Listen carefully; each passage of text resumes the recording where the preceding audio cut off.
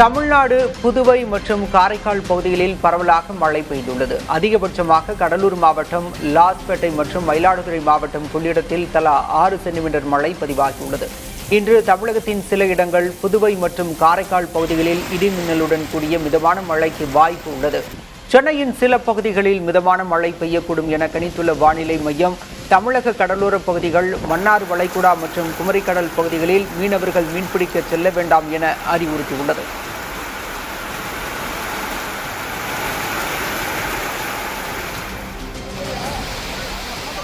தேனி மாவட்டம் கும்பக்கரை அருவியில் நீர்வரத்து அதிகரித்துள்ளது. கடந்த 2 மாதங்களாக மழை இல்லாததால் நீர்வரத்து குறைந்திருந்தது. தற்போது மேற்கு தொடர்ச்சி மலைப்பகுதிகளில் பெய்து வரும் மழையால் அருவியில் நீர் ஆர்ப்பரித்து கொட்டுகிறது.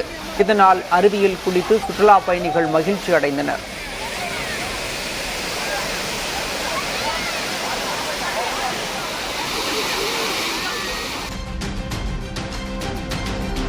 புரட்டாசி அமாவாசையொட்டி சத்தியமங்கலம் அருகே உள்ள திம்மராய பெருமாள் கோயிலில் உற்சவ பெருமான் கருட வாகனத்தில் உள்பிரகாரத்தை வலம் வந்தார். இதில் பங்கேற்ற ஈரோடு, கோவை, நீலகிரி மாவட்டங்களைச் சேர்ந்த விவசாயிகள் தங்கள் விளைநிலங்களில் விளைந்த தக்காளி, கத்தரி உள்ளிட்ட காய்கறிகளை தாசர்களுக்கு படையிலிட்டு அவர்களிடமிருந்து சிறிதளவு பொருட்களை பெற்றுக் கொண்டனர்.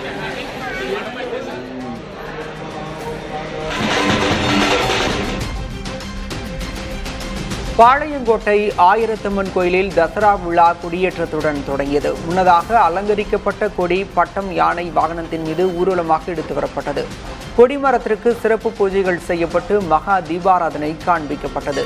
மேளதாளங்கள் முழங்க நடைபெற்ற கொடியேற்றத்தில் திரளான பக்தர்கள் பங்கேற்றனர். தொடர்ந்து இப்பகுதியில் உள்ள 12 அம்மன் கோயில்களிலும் சிறப்பு பூஜைகள் நடைபெற்றன.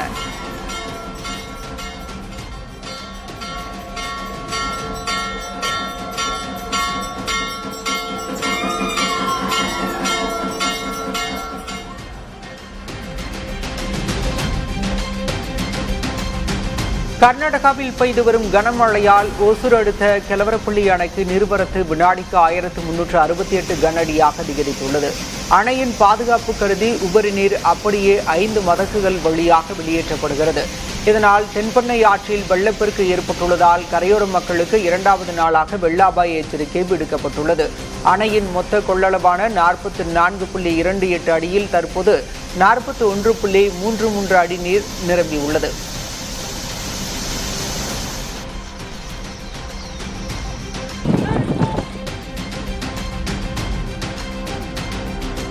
சென்னையில் சினிமா பாணியில் நூதன கொள்ளையில் ஈடுபட்டு வந்ததாக திருமலை என்பவருக்கு ஓராண்டு சிறை தண்டனை விதிக்கப்பட்டுள்ளது. கடந்த டிசம்பரில் மல்லிகா என்ற பெண்ணிடம் பேச்சு கொடுத்து நகையை அபகரித்த வழக்கில் பூந்தமல்லி நீதிமன்றம் இந்த தீர்ப்பை வழங்கியுள்ளது. பெண்களின் கவனத்தை திசை திருப்பி நகைகளை கழற்றச் சொல்லி இவர் திருடுவதாகவும், சென்னையில் மட்டும் இவர் மீது 18 வழக்குகள் உள்ளதாகவும் காவல்துறை தெரிவித்துள்ளது.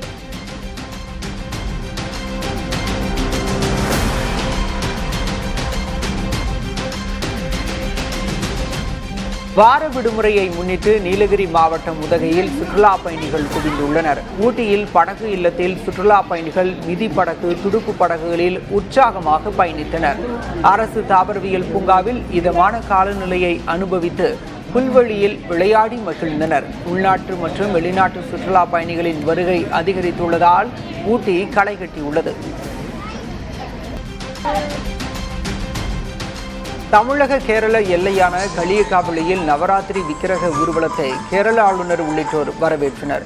திருவனந்தபுரம் பத்மநாப சுவாமி கோயில் நவராத்திரி திருவிழாவில் பங்கேற்க பத்மநாபபுரம் அரண்மனையிலிருந்து முன்வுதித்த நங்கை, குமாரகோவில் முருகன், தேவாரக்கெட்டு சரஸ்வதி அம்மன் சுவாமி சிலைகள் ஊர்வலமாக புறப்பட்டு சென்றனர்.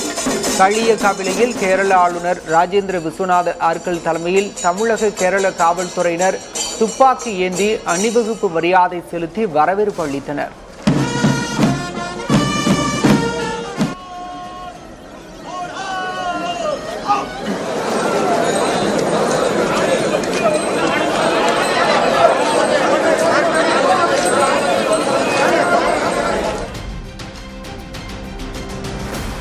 திருவாரூரில் நிபந்தனைகளை மீறி பேனர் வைத்ததாக தாவேக நிர்வாகிகள் மீது வழக்கு பதிவு செய்யப்பட்டுள்ளது.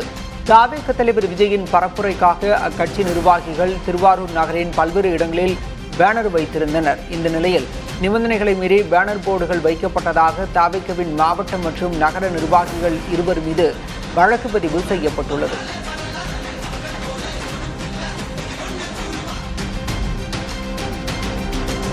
நெல்லையில் பழமையான கோயிலில் கருட சேவை நடத்தப்படாததை கண்டித்து இந்து முன்னணி அமைப்பினர் கண்களில் கருப்பு துணி கட்டிக்கொண்டு போராட்டம் நடத்தினர். நெல்லை டவுன் மகிழ் வண்ணநாதபுரத்தில் உள்ள மகிழ் வண்ணநாத பெருமாள் கோயிலில் புரட்டாசி மாத சனிக்கிழமைகளில் நடத்தப்படும் கருட சேவை வைபவம் நேற்று நடத்தப்படவில்லை. இதனை கண்டித்து போராட்டம் நடத்தியவர்களை இந்து சமய அறநிலையத்துறையினர் சமாதானப்படுத்தினர். சப்பரத்தை இழுத்துச் செல்லும் வாகனம் இல்லை என கூறிய அவர்கள் வரும் வாரங்களில் கருட சேவை நடைபெறும் என உறுதி கொடுத்தனர்.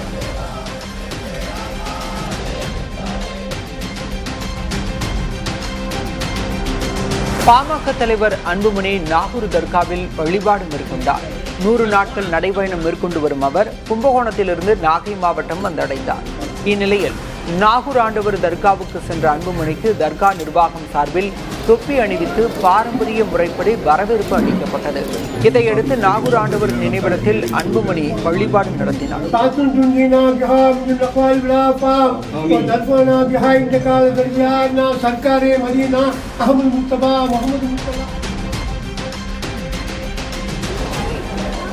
குலசேகரப்பட்டினம் தசரா திருவிழாவை முன்னிட்டு இன்று ஏராளமான பக்தர்கள் மாலை அணிந்து கொண்டனர். குலசேகரப்பட்டினம் தசரா திருவிழா 23ஆம் தேதி கொடியேற்றத்துடன் தொடங்குகிறது. சிகர நிகழ்ச்சியாக அக்டோபர் 2ஆம் தேதி சூரசம்ஹாரம் நடைபெறுகிறது. இந்நிலையில் விடுமுறை தினமான இன்று பல்வேறு மாவட்டங்களைச் சேர்ந்த ஏராளமான பக்தர்கள் குலசேகரப்பட்டினத்தில் குவிந்தனர். கடலில் நீராடி புனித நீர் எடுத்து வந்து முத்தாரம்மன் கோயிலில் மாலை அணிந்து கொண்டனர்.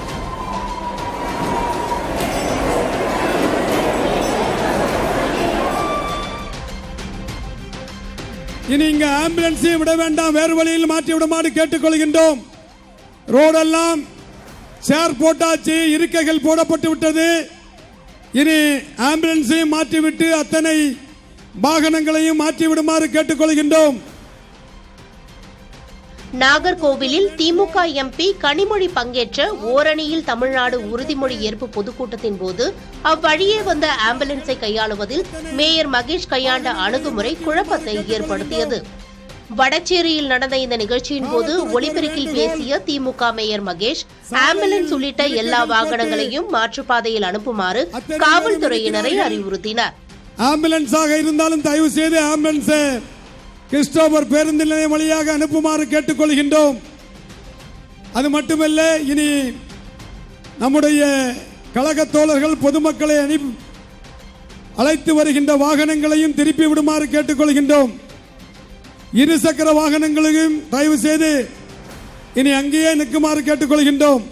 அது போலீஸ் வண்டி தான், அதனால அதை பத்தி ஒண்ணு இல்ல. ஆம்புலன்ஸுக்கு அப்போது வந்த ஆம்புலன்ஸை போலீஸ் வாகனம் என்று கூறினார். அதனால அது போலீஸ் வண்டி. அதனால இப்பொழுது ஆனால் மேடையில் இருந்த எம்பி கனிமொழி அது ஆம்புலன்ஸ் தான் என்று தீர்க்கமாக கூறி அதற்கு வழி ஏற்படுத்தி கொடுத்தார். இல்ல, அது கொஞ்சம் வழி விட்டுருங்க, நிச்சயமா வழி விட முடியும். ஆம்புலன்ஸ் தான், கொஞ்சம் வழி விட்டுருங்க, கொஞ்சம் வழி விடுங்க, தயவுசெய்து வழி விடுங்க, வழி விட்டுருங்க, வழி விட்டுருங்க. சேர் கொஞ்சம் ஒதுக்குங்க, அவங்க வேகமா போயிடுவாங்க. உறுதிமொழி, மன்னிக்கணும், ஒரு நிமிஷம் நிறுத்துங்க. வழி விட்டுருங்க, வழி விட்டுருங்க, வழி விடுங்க, நகருங்க, விரிஞ்சு வழி விடுங்க, வழி விடுங்க, கொஞ்சம் தள்ளுங்க, வழி விடுங்க. இந்த காட்சிகளை இணையத்தில் பரப்பும் நெட்டிசன்கள் ஆம்புலன்ஸிற்கும் போலீஸ் வாகனத்திற்கும் வித்தியாசம் தெரியாதவரா திமுக மேயர் என கேள்வி எழுப்பி வருகின்றனர். வழி விடுங்க, நகருங்க, நகருங்க, பின்னாடி வாங்க, கொஞ்சம் நகருங்க, வழி விட்டாதான் போக முடியும். கொஞ்சம் பின்னாடி வாங்க, 2 அடி பின்னாடி வாங்க.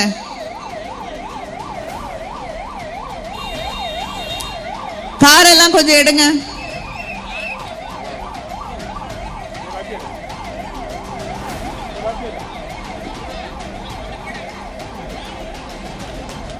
நன்றி.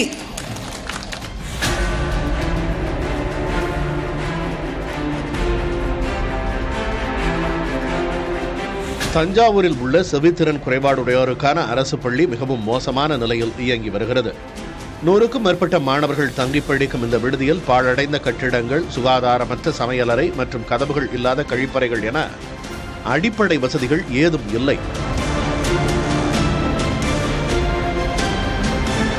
மழைக்காலத்தில் வளாகம் முழுவதும் தண்ணீர் தேங்குவதால் மாணவர்கள் வகுப்பறைக்கு செல்ல முடியாமல் அவதிப்படுகின்றனர்.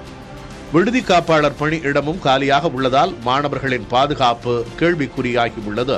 கழிப்பட வசதியில் அந்த கதவு இல்லாமல், பெண்களும் ஆண்களும் படிக்கிறதுனால கதவு இல்லாமல் திறந்த வழியாகவே இருக்கின்றது.